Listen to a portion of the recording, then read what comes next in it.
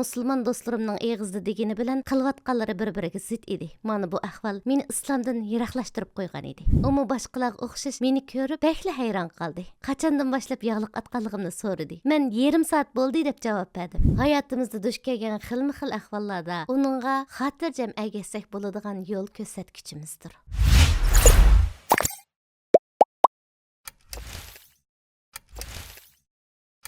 Mening ismim Anna. Musulmon bo'lgandan keyin Salmaga o'zgartdim. Rossiyaning Ivanovo shahrida tug'ildim. Apam boshlang'ich maktab o'qituvchisi, dadam ishchi. Kichik vaqtimda dinga munosabatlik birdan-bir biladiganim hamma bolalarga tarqitiladigan bolalar injili edi. Buvam musulmon, bakli yaxshi bir odam edi. Meni bakli yaxshi ko'ratdi. Men uchun dunyodagi eng qadrli inson u edi. Men iqtisod fakultetida o'qiyotgan vaqtimda bir tarafdan o'qib, bir tarafdan maktabning qahvaxonasida ishlaydim. Bunda qilganda chet ellik har xil insonlar bilan tanisha olaydim. Ularning ichida musulmonlarmi bor edi. Ularning ba'zilari meni pat-pat islomga da'vat qiladi. Yenimda menga davomli islomni tushundiradigan va men islomga da'vat qiladigan biri bo'ladi. Bir kuni qahvaxonaga vaqtli mudir bo'lib, livanliq bir odam keldi. Manga bütün bir kun islomni va Hazreti Muhammad alayhisalomni tushundirdi. Manga anglatganlari diqqatimni tortgan edi. Ammo musulmon do'stlarimning eg'izda degani bilan qilayotganlari bir-biriga zid edi. Mana bu ahvol meni islomdan yiroqlashtirib qo'ygan edi. Bir kuni rus bir yosh bola bilan, ya'ni yo'ldishim bilan tanishdim. U keyin musulmon bo'lgan yoshlardan edi. Onun haraq içməsligi, qizlar bilan aralashmasligi va dindorligi meni bakla hayron qoldirgan edi. İslamni qabul qilgan bu rus yigit diqqatini tortishga boshladi. Chunki men insonlarning samimiyati va durustligini intayin muhim deb qaraydim. Ikki yuzlimchi emas kishilarga boshqacha hurmatim bor edi. Bu yigitning mening qismatim ekanligini his qilgan vaqtimda to'y qilishni qaror qildik. Onun üçün rasmiy nikoh bilan birga islomiy nikohmi bakli muhim edi. Ammo nikohlanish uchun borgan vaqtimizdami mening musulmon bo'lish niyatim yo'q edi. Hatto keskin bir shaklda buning mumkin bo'lmaydiganligini degan edim. Mushundaq diniy murosimlarni nimishqa qildiganligimiz qat'iy kallamdan o'tmaydi. Lekin to'y kunimizda imom menga musulmon bo'lib bo'lmaydiganligini so'raganda ichimda bir burilish yashadim. Alhamdulillah, dal shu vaqtda, shu kuni, ya'ni to'y kunimda musulmon bo'ldim. U vaqtlarda texcha universitetda o'qiyotdim. Ba'zi musulmon rus qizlari duch kelayotgan yog'liq masalasiga menmi duch keldim. Atrofimdagi kishilar meni to'g'ri tushunami, nimada deganlarni o'ylaydim. Shuning bilan kuz fasli yetib keldi. Havo sovishqa boshladi. Maktabgacha yog'lig'im bilan berib, maktabda elvit etdim. Maktabdan chiqqanda yana chigib olatdim. Bizning binoda o'qiydigan 800 o'quvchi menga g'alati bir xil qaraydi. Yana namoz o'qishni o'rganish kerak edi. Islomni qabul qilib bir qancha oydan keyin namoz o'qishga boshladim. Musulmon bir qiz do'stim bor edi. Maktabdan chiqib uning bilan ko'rishga borganda yog'liq atib bordim. Umi boshqalarga o'xshash meni ko'rib bakli hayron qoldi. Qachondan boshlab yog'liq atganligimni so'radi. Men yarim soat bo'ldi deb javob berdim. Shu kundan tortib davomli yog'liq atishga boshladim. Ham maktabda, ham sirtda yog'liq artib, yuginib yurishga boshlagandan keyin maktabdagi do'stlarimning soni bakli ozlab ketdi. Hanim bo'lsa shundaq bo'ldi. Chunki bundaq insonlar hayotimizdagi chang tuzondan iborat. Mana endi ular hayotimdan chiqib ketgandan keyin hayotim texim pokizlandi. Menga nisbatan haqiqiy, samimiy bo'lganlar, ya'ni mening ham yaqin, ham xo'shal kunlarimda yenimda bo'lgan kishilarim meni tushundi. Meni savol so'roqqa tortishning o'rniga mening tanlashimga hurmat qildi. Chunki bu insonlar ijtimoiy jihatdan hayotimda cho'ng o'zgarish bo'lganligini ko'rdi va bu o'zgarishlarning mening hayotimga ijobiy ta'sir ko'rsatganligini his qilishdi. Universitetda o'qituvchilarimning diqqatini tortishga boshlagan edim. Masalan, bir muallim imtihon vaqtida mendan boshqalarning majburlashi bilan hijoblandingmi deb so'ragan edi. Men hamma ishni o'zimning xohlab qilganligimni va hayotimning o'zgarganligini aytdim. U mening tanlashimga hurmat qilganligini aytdi va qat'iy ko'nglimga keladigan savollarni so'ramadi. Xizmat izlagan mezgilimda ikki masalaga duch keldim. Ishlaydigan yerimda o'quvchi bo'lganligim uchun yarim soat ishlashim va hijoblik bo'lishim edi. Shunlashqa xo'jayini turib bir do'konga ishligili bordim. U menga qiladigan asosli ishlarni o'rgatib qo'ydi. Bu odam menga har vaqt yaxshi muomalada bo'lgan edi. Turklarning tashqi qiyofatiga, tuyg'ulariga va gap so'zlariga alohida diqqat qilganligini ko'rdim. Menga nisbatan bular intayin muhim edi. Kunlarimizda insonlarda bundaq aloyidliklar nihoyat oz tepiladi. Türkler özü pakiz, xarakteri küçlük bir millet. Meningçe bir milletga nisbatan bu bek güzel bir xislat deb qarayman. Türkiyadagi musulmon ayollarning ko'pinchisi yig'liq atidi. Kiyim-kechaklarga diqqat qiladi deb o'ylayman. Turkiyada insonlar bir-birini qo'llab-quvvatlaydi. Ya'ni faqat xizmat jihatida emas, hayotining har doirasida, kundalik hayotida, islomiy masalalardami bir-birini o'zaro qo'llaydi. Türklerning bu xarakterini bəkli yoqtiraman. Əməliyyatda bundaq işlarning bizningmi kundalik hayotimizga singib kirishini bəkli umid qilatdim. Biz bu yerda, ya'ni Rossiyada masjid selish, ta'lim-tarbiya markazlarini taraqqiy qildirish degandek ishlarda ba'zi masalalarga duch kelamiz. Bilishimcha, Turkiyada butun o'quvchilarning arxivi kompyuter sistemasiga kirgizib etilgan. Turkiya Qur'onning go'zal yozilishi, ya'ni xattotlik bilan mashhur. Turklar o'quvchilarimizga Qur'onning asosini, o'qilishini va yezilishini o'rgatadi. Türk xalqi Rus musulmonlari uchun bir o'rnak hisoblanadi. Bizmi ulardan o'rnak olishimiz lozim. Faqatla o'tgan kunlarga emas, balki bugungi hayotimizga diqqat qilishimiz kerak. Türkiye'nin başka devletlerden farkı şu ki, Türkiye hem Avrupa devleti hem kundalik turmuş şeklimizge, ruhimizga ve ma'rif sistemimizga yaqin bir devlet. Türkiye'deki musulmonlar bizning xalqimizga nihoyatda yaxshi ta'sir qila olishi mumkin. Har kuni yangi bir narsa o'rganamiz. Har kuni davomliq o'rgangandala dinimizning naqadar keng doirlik va kamkutsiz bir din ekanligini tushunib yetamiz.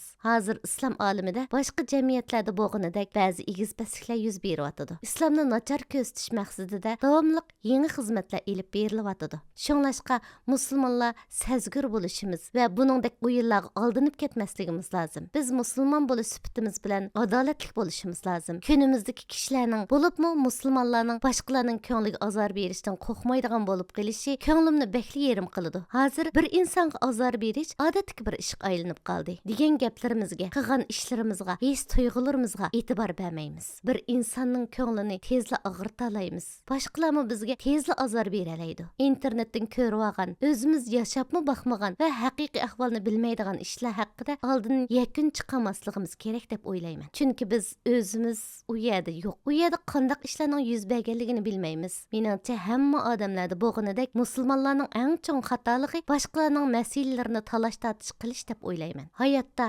davomli o'z-o'zimizga yangi narsalarni o'rgatishimiz kerak. Masalan, adab axloqdan boshlasak bo'ladi. Ustozlarimizga, cho'nglarimizga, bolalarga bo'lgan adab axloqdan. Agar bu masalalarda o'z-o'zimizni yetishtirishga boshlasak, jamiyatda hurmatga sazovor kishiga aylanamiz. Masalan, payg'ambarimiz bilan sahobalar dushmanlar atrofidan yaxshi ko'rilmadi. Ammo hech qachon birmi odam ularning keyindan yomon gap qilib boqmadi. Chunki ular har bir ish harakatida haqni, adolatni va yaxshilikni o'ziga nishon qildi. Birmi odam ularni o'g'irlik qildi yoki yolg'on gap qildi deb baxmadi. Hatta ularga hurmat qilatdi.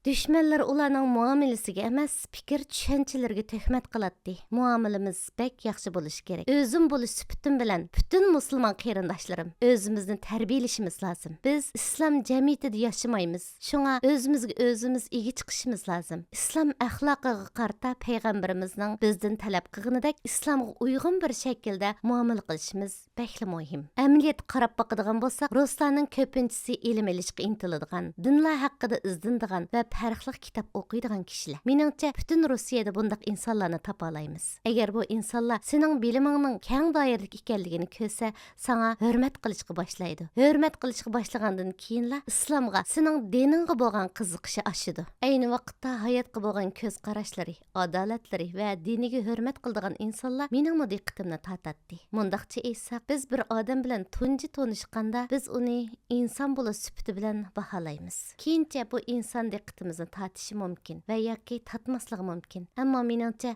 muhim bo'lgani insonlarning musulmonlarga bo'lgan qiziqishi. Bir musulmon atrofidagi kishilarga yaxshi ta'sir qoldirish lozim deb qarayman. Bolalar tarbiyasi intayin muhim. Bolalarni cheklagan yoki ruxsat qilgan narsalarimizga diqqat qilishimiz lozim. Chunki natijada haddidan ziyoda qattiq qo'lligimizning yoki haddidan ziyoda yumshoq muomalarimizning hosulini olamiz. Alloh bizning ulug' Rabbimiz. Bizni yaratgan u.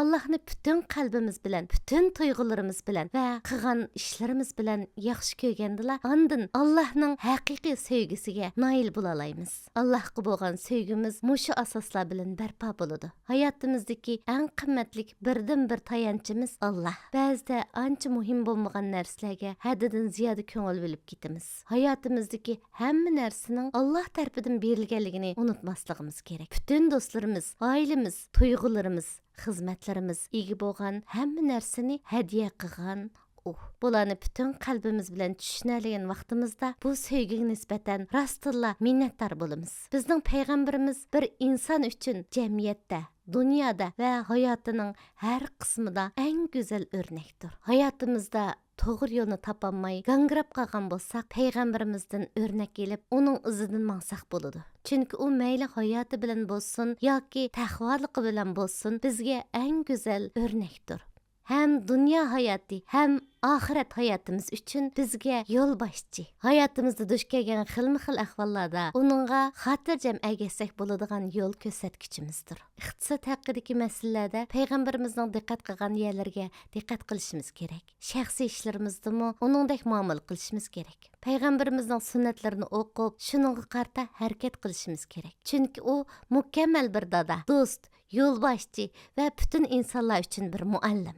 Uning navrilarga bo'lgan muomalasi har vaqt yumshoq va ig'ir besiq edi. Ularga bo'lgan sevgisini davomli bildirib turardi. Bir qitim navrilari Hasan va Husayn yugurib, o'ynab yurib yo'qab ketdi. Ularni topgan vaqtda qat'iy ochiqlab qolmadi. Chunki bolalarning qo'rqib turganini ko'rgan edi. Hannim bo'lsa sizlarni topdik deginicha ularni xotirjam qilishga tirishgan edi. Ammo biz bolalarimizga qarshi qattiq qo'l muomala qilamiz. Ularning xatoliklarga oshirib inkas qaytiramiz. Ularning qilganlarini xato deymiz. Aslida ularning texi bir bola ekanligini unutmasligimiz kerak. Bir qancha kun ilgari bir mo'may manga va yo'ldishimga "Balang kepsiz emas. Faqat balang dunyoni mushundaq deb o'ylaydi" degan. Payg'ambarimiz biz musulmonlarga balalarni yaxshi ko'rishimiz, ularga ko'ngil bilishimiz, ularga nisbatan xushfe'l bo'lishimizni o'rgatgan edi. Musulmonlarning istiqboli musulmonlarning ruhiy holatiga va islomni qabul qilishdagi qarorining qanchalik kaskinligiga bog'liq. Chunki davlatimizda insonlarning modellarning orqasidan yurishlari, dangliq odamlarni taqlid qilib yashashlari bag'ansir avjilishga boshladi. Insonlar haqiqiy aqli hushi bilan islomni qabul qilish kerak. Haqiqatan dinimizni tunib, tushunib turib, iman etgan vaqtimizda musulmonlarning parlaq bir kelgusi bo'ladi. Chunki islom butun koinotga xitob qiladigan dindir. Islom insonlarning hayotining hamma yeriga xitob qiladigan, katta olamda insonga yo'l ko'rsatadigan bir dindir. Allohga shukri, biz musulmon. Har xil ahvollarda qanday muomala qilishimiz va qanday qaror olishimiz kerakligini bilamiz. Payg'ambarimiz bir hadisida amallar faqat niyatga bog'liqdir. Kimning niyati qandaq bo'lsa, erishadigan shundaq bo'ladi deydi. Bizmi hamma ishimizda niyatlarimizga diqqat qilishimiz kerak. Agar bir inson boshdan boshlab yaxshi niyati bilan harakat qilayotgan bo'lsa, inshaalloh bu inson to'g'ri yo'lni, ya'ni haqiqatning yo'lini topalaydi. Alloh bizni samimiy niyatimiz va o'ziga bo'lgan muhabbatimiz sababli yaxshi ko'radi. Alloh bizga hech qachon adolatsizlik qilmaydi. Hamma ishning hamon yaxshi bo'lib ketadiganligiga va Allohning marhamatiga nisbatan umidvor bo'lishimiz lozim. Muhim bo'lgani o'zimizni tarbiyalashimiz, dinimizni haqiqiy tushunib turib o'rganishimiz va hayotimizga tatbiqlashimiz kerakligini unutmaylik.